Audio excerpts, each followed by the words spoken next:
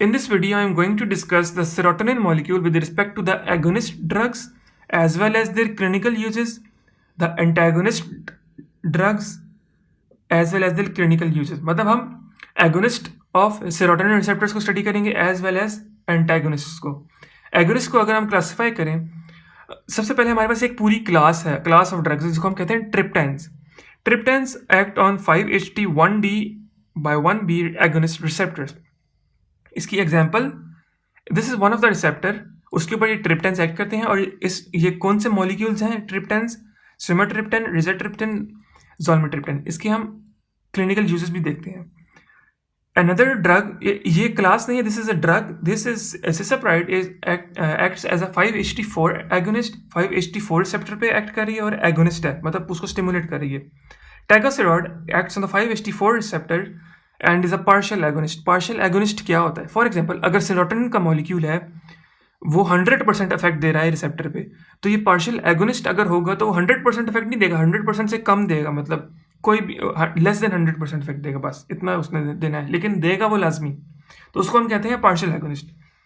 इसी के हम अगर क्लिनिकल यूजेस देख लें साथ साथ ही, तो sumatriptan is used in migraine, buspirone and azapirone is used to treat anxiety as well as depression. अब सेरोटोनिन इज मतलब उसके रिसेप्टर्स ब्रेन में बहुत वाइडली डिस्ट्रीब्यूटेड हैं, तो वो ब्रेन डिसऑर्डर्स बहुत इंपॉर्टेंटली ट्रीट करते हैं ये drugs. It is a partial agonist. Cisapride हमने पढ़ी 5-HT4 एगोनिस्ट है. It is associated with the GI disorders. उसकी ट्रीटमेंट के लिए क्लिनिकल यूज होता है. नेक्स्ट अगर बात करूं एंटेगोनिस्ट की, antagonist molecules antagonize the receptors. 5-HT2 antagonist जो इस रिसेप्टर को बाइंड करेंगे जाके और सेरोटोनिन को बाइंड नहीं होने देंगे, इफेक्ट नहीं आएगा उसका. एंटेगोनिस्ट जो है, this are ritanserin, ketanserin. Ketanserin is a blocks the vascular alpha-1 adrenergic receptors. alpha-1 blocker है, ऑन द वैस्कुलर इफेक्ट है उसका. 5-HT, अब सेरोटोनिन एंटेगोनिस्ट में हमारे पास दो क्लासेस हैं, 5-HT2 एंटेगोनिस्ट हो सकते हैं या 5-HT3 एंटेगोनिस्ट हो सकते हैं. हम स्टडी इनको सिर्फ इसीलिए करें क्योंकि these are the most important ones of all the receptors, ondansetron and granisetron.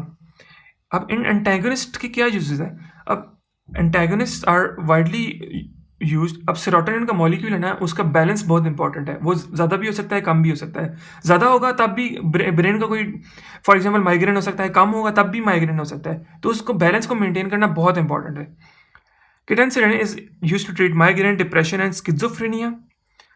Ondansetron is used in chemotherapy-induced MSS. Chemotherapy induced मतलब कीमोथेरेपी जिन पेशेंट्स की चल रही होती है उसकी वजह से MSS मतलब उल्टियाँ जो आती हैं उनको, उसको ट्रीटमेंट के लिए हमारे पास ये ड्रग है.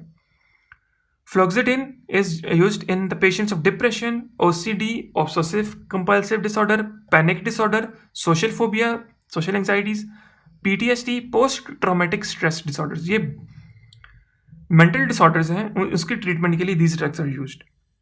तो सेरोटोनिन के बैलेंस को मेंटेन रखना इतना इंपॉर्टेंट है in the body, specially brain में बहुत इंपॉर्टेंट होते हैं इसके लेवल. अब there is a short question that comes here, what are the drugs that are used in the treatment of migraine? दो तरह की ड्रग्स होती हैं, या तो प्रोफाइलेक्टिक यूज कर सकते हैं या जब अटैक हो रहा है माइग्रेन का तब यूज कर सकते हैं.